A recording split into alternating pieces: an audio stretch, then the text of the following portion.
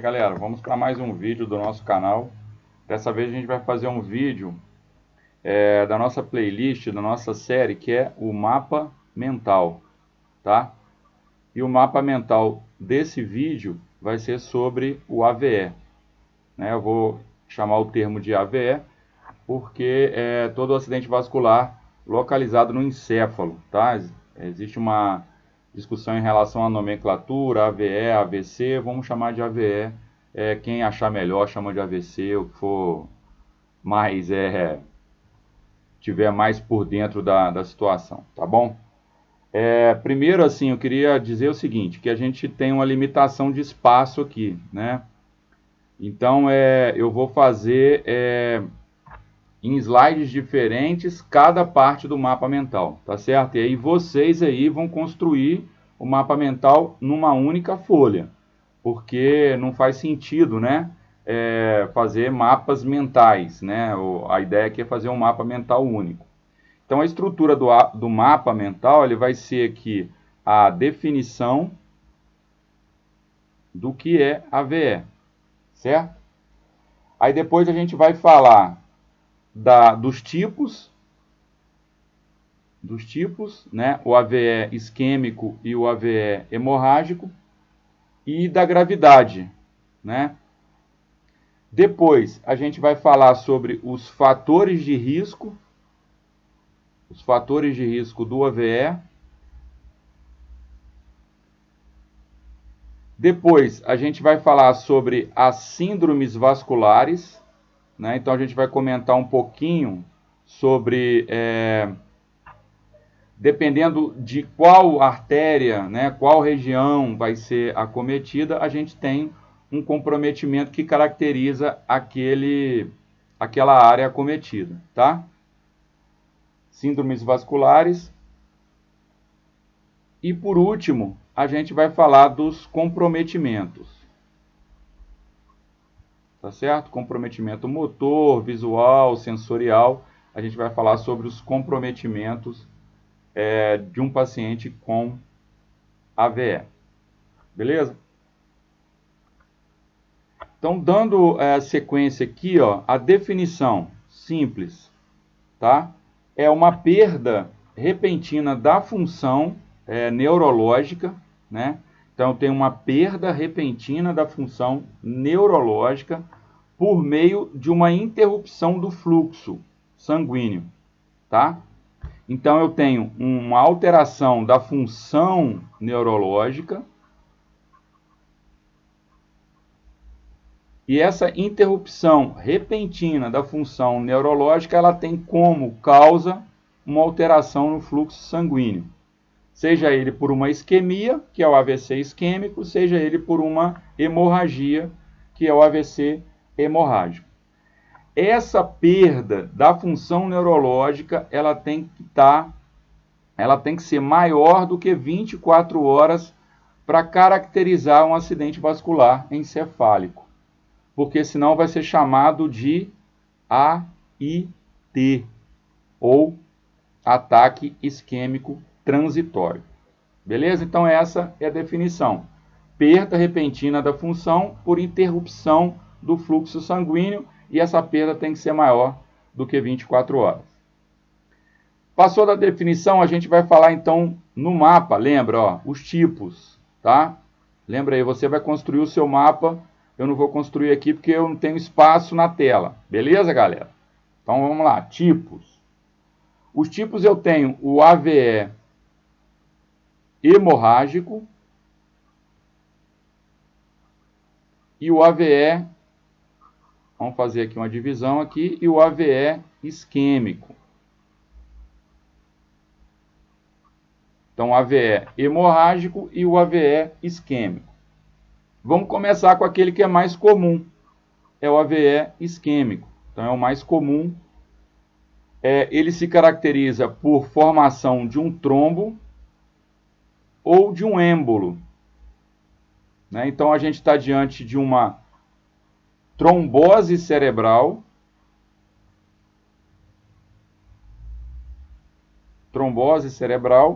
ou diante de uma embolia uma embolia cerebral, né? Diante de uma embolia. Lembrando a diferença de um trombo para um êmbolo. O êmbolo é um trombo que se desloca. Então eu tenho lá uma aterosclerose, né? Uma doença da artéria. Há uma formação de um trombo. Quando eu tenho uma interrupção naquela artéria, eu tenho, na mesma artéria, eu tenho uma trombose. Tá? Então, a partir daqui, ó, eu vou ter um comprometimento no fluxo sanguíneo.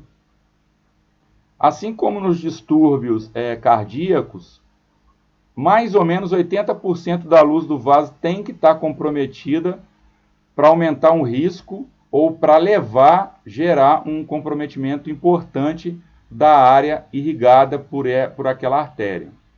Tá? Então, o trombo é isso. Quando eu tenho um trombo que se desloca, e aí ele entra por uma região mais estreita, interrompendo o fluxo sanguíneo, eu estou diante de um trombo, de um êmbolo, né, por uma embolia na região encefálica, eu estou diante de um AVE isquêmico do tipo trombose cerebral. Outra coisa também que pode dar um AVE isquêmico, e aí por isso do ser mais comum, os distúrbios sistêmicos. Por exemplo, um paciente que tenha uma insuficiência cardíaca, né? E por uma insuficiência cardíaca tem como complicação o AVE isquêmico. Né? Então, a insuficiência cardíaca, baixo débito cardíaco, né? Baixo fluxo sanguíneo, em todas as repercussões de um baixo débito cardíaco. Tá? Então, os distúrbios sistêmicos também podem levar a um AVE isquêmico. O AVE hemorrágico, ele é decorrente de um rompimento de um vaso, onde há o extravasamento do sangue e um comprometimento no fluxo sanguíneo daquela região. Não por obstrução, mas sim por rompimento. Né? Aí a gente vai ter uma hemorragia. E essa hemorragia, ela pode ser intracerebral, ela pode ser subaracnoidea,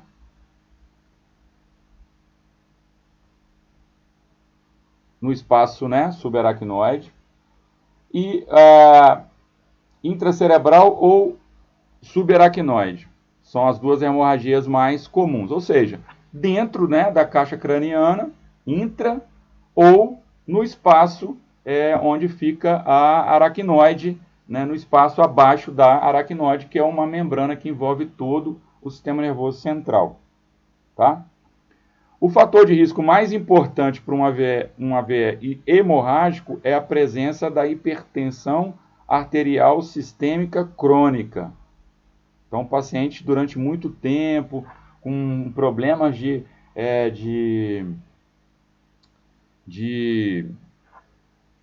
controle dessa pressão arterial, né, durante muito tempo, a hipertensão arterial sistêmica crônica pode levar a um AVE hemorrágico, né, um rompimento de um vaso por, né, comprometimento, por enfraquecimento das paredes daquele vaso em função dele estar trabalhando sempre a altas pressões. Tá? O AVE hemorrágico ele tem de ser um pouquinho mais complicado do que o AVE isquêmico, por aumentar consideravelmente, em função do extravasamento do sangue, a pressão intracraniana. Então, pode levar o indivíduo à morte. Beleza? Então, ele tende a ter um agravamento maior. Tá? Então, a gente falou no slide anterior da definição, a gente falou dos tipos, agora a gente vai falar dos fatores de risco. Beleza? Agora a gente vai falar dos fatores de risco. Então, os fatores de risco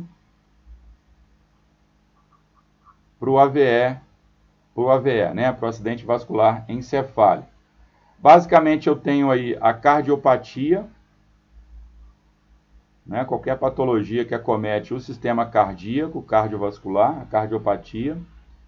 Né? Aí a gente pode citar duas coisas importantes: o aumento do LDL e uma diminuição no HDL, né?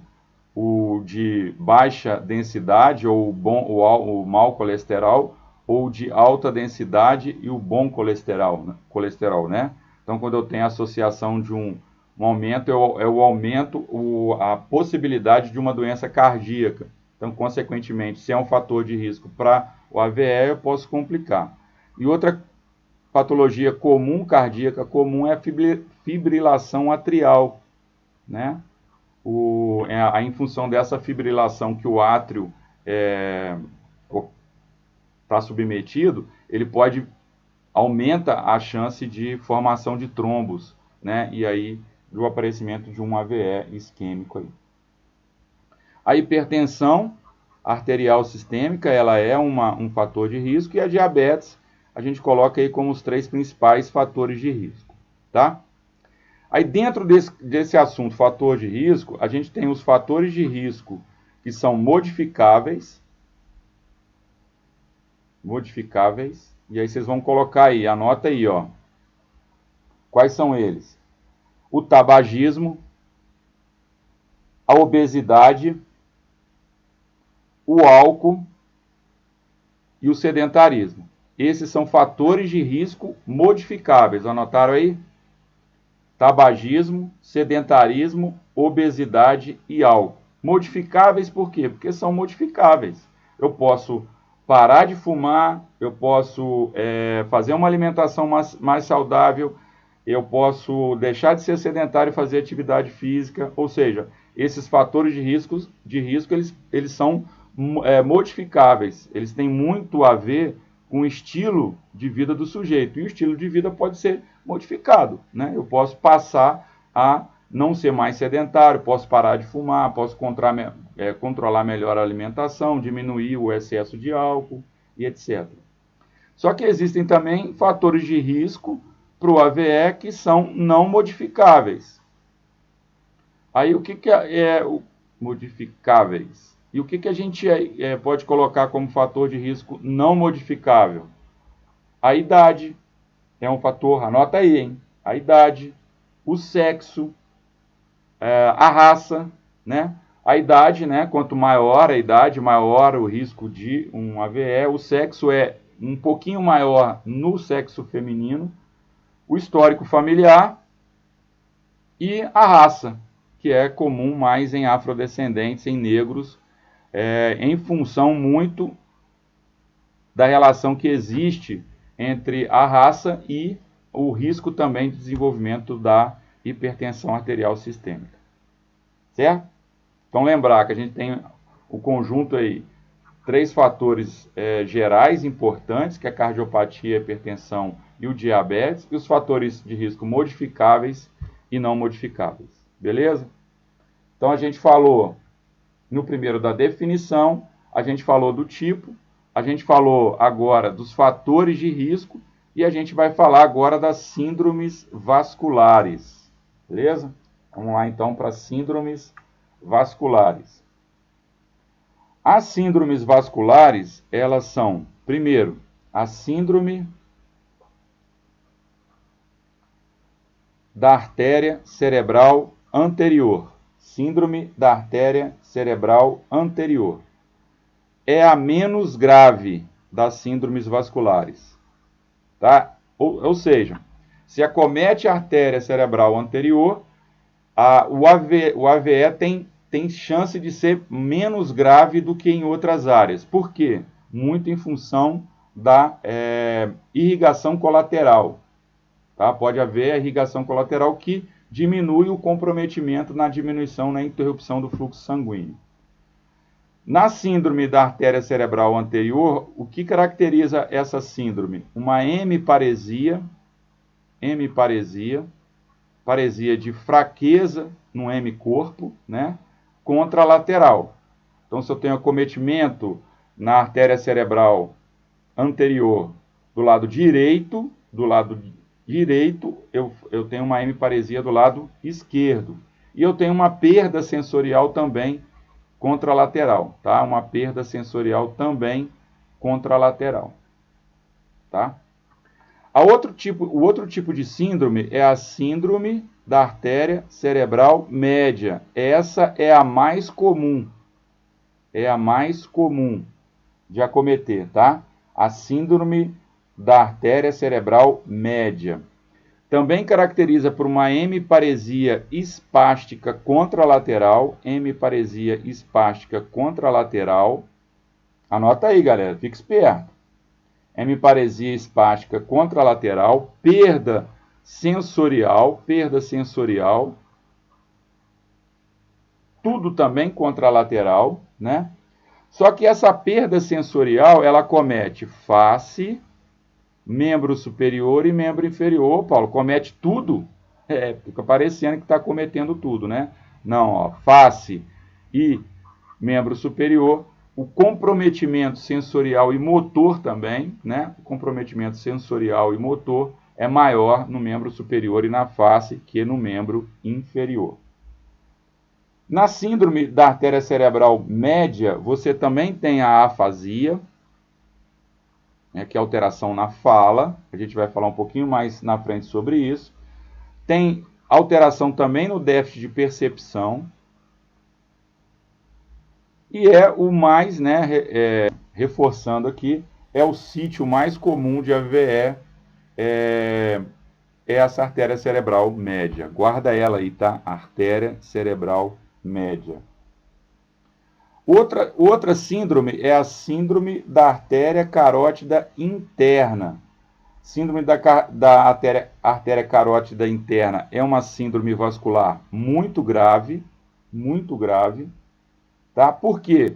Porque ela pode comprometer tanto a artéria cerebral anterior quanto a artéria cerebral média. Ou seja, então todos os comprometimentos da artéria cerebral da carótida interna, ela tem relação com a cerebral anterior e a cerebral média, tá? Por isso da gravidade dela.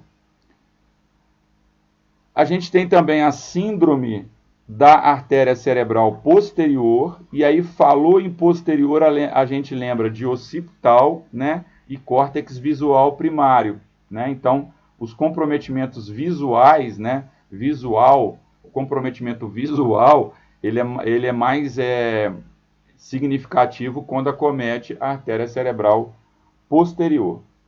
Aí existe as síndromes lacunares. O que quer dizer isso?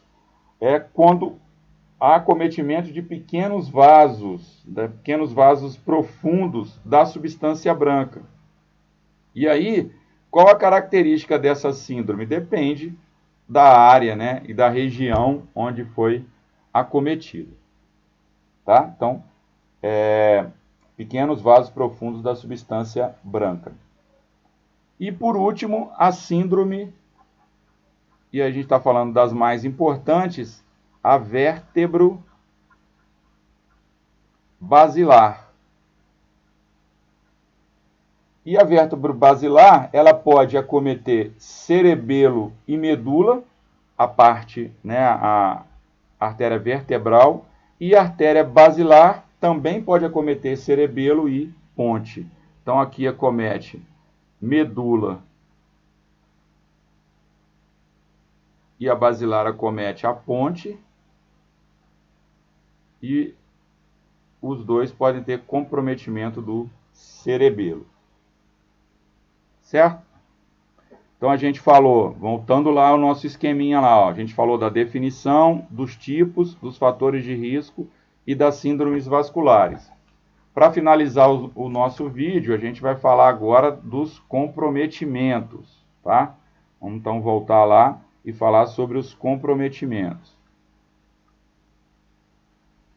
Os comprometimentos, eles podem, obviamente, alteração de sensibilidade, né? E aí essa sensibilidade, ela na maioria das vezes sempre contralateral à lesão, né? Dor, é o que a gente chama de dor central, né? Então é comum o aparecimento de uma dor crônica central, de origem central no paciente com AVE. Alguns estudos falam em torno de 56% dos pacientes são acometidos por essa dor, né? principalmente quando atinge o tálamo, né, a chamada dor talâmica. E ela compromete a metade contralateral à região acometida. Outras alterações que podem ocorrer, outros comprometimentos que podem ocorrer, são comprometimentos visuais, né? E aí, quando atinge o córtex visual primário, lembrem qual artéria? Na artéria cerebral posterior. Tá? Então, a gente pode ter acometimentos, comprometimentos visuais, alterações visuais. Obviamente, funções motoras, alterações, comprometimentos motor, né? Num primeiro momento, uma flacidez ou uma paralisia flácida, Depois, a espasticidade, que acomete basicamente a musculatura antigravitacional,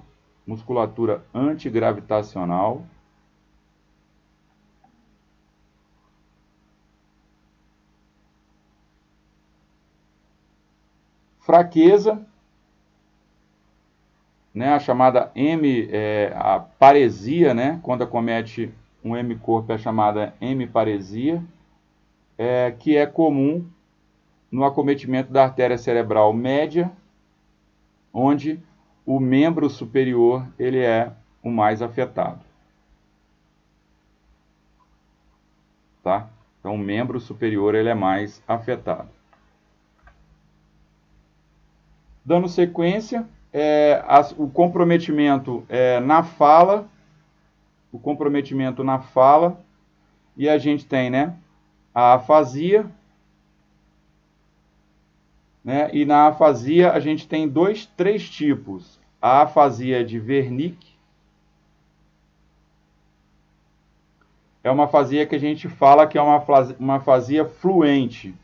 Ou seja, o grande comprometimento nesse tipo de afasia é da compreensão, não da fala em si, por isso fluente.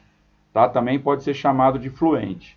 Diferente da afasia de Broca, que é uma afasia chamada não fluente. O paciente tem uma boa compreensão, mas tem uma dificuldade na realização da fala. Tá? Na fala, né? na emissão do som. Então, ela é não fluente, mas ela tem uma compreensão boa. Na fluente, o acometimento é no lobo temporal lateral esquerdo. E na de Broca é no lobo, na área pré-motora do lobo frontal, também esquerdo. Então, uma pergunta. O AVE, que compromete a parte motora do lado direito, vai comprometer a fala? Vai comprometer a fala. Porque você tem uma alteração motora do lado direito, significa que a área acometida foi a do lado esquerdo, justamente aonde está o lobo temporal lateral esquerdo e a área pré-motora no lobo frontal esquerdo, tá? Então, tudo do lado esquerdo. Então, acometeu o lado esquerdo, tem comprometimento da fala. Acometeu o lado direito, não tem comprometimento da fala. E a não compreensão e também a não fluidez na emissão das palavras, na fala, é a associação das duas, né, que a gente chama de afasia global. A afasia é diferente da disartria. Tá? A disartria é uma dificuldade na emissão das palavras, mas do ponto de vista motor, não central, do ponto de vista motor. Ele tem disartria, dificuldade de emitir o som por dificuldade de movimentação da boca. Né? Eu não sei como é que fala isso aí, se é periférico isso, né? E por último, o último comprometimento é a disfagia, que é a dificuldade da deglutição. Disfagia. Tá? Então, esses são os comprometimentos mais importantes. Né? Óbvio que o assunto não se esgota, né? Mas dá uma ideia do que vocês precisam estudar e observar na hora de estar estudando o tema AVC ou AVE, tá? Então, voltando lá rapidamente. A gente falou da definição, falamos dos tipos, né? AVE isquêmico e AVE hemorrágico, falamos dos fatores de risco, né? Da cardiopatia, da hipertensão, do diabetes, dos fatores modificáveis e não modificáveis, das síndromes vasculares, quantidade de síndromes vasculares, artéria cerebral média, posterior, a anterior, a basilar, a vertebral, né? E os comprometimentos de sensibilidade, motor, de fala, visual e etc. Tá? Então é isso que a gente tinha para falar nesse vídeo. Espero que vocês tenham gostado, né? Para manter o canal, a gente precisa de like, a gente precisa de compartilhamento, a gente precisa de comentários, né? Senão o canal não sobrevive. O número de visualizações está muito pequeno, né? E é difícil da gente manter o canal, né, dessa maneira. Se você quiser ajudar também, você pode ser membro do canal, aí você recebe os vídeos com uma antecedência maior, você pode pedir vídeos específicos de um tema que a gente vai fazer esses vídeos. Você também pode participar do curso preparatório online para concursos em fisioterapia. O cadastro está aí na descrição do vídeo. Você faz um cadastro e aí você vai receber um e-mail com maiores informações sobre como funciona esse curso preparatório online. A gente também tem aí um vídeo que fala sobre a apresentação do curso, quais são as ferramentas que a gente utiliza. E a gente também está lá no, como não poderia deixar de ser, no @paulobrito.fisio. Lá a gente tem também esse cadastro, esse link, para você receber maiores informações sobre o curso preparatório. E no Spotify, a gente tem aí o canal Físio Concurseiro, né? Que é um canal de podcast específico para fisioterapeutas concurseiros. Beleza, galera? Então, o que não falta é material, mas eu preciso da ajuda de vocês. Espero que vocês tenham gostado e até o próximo.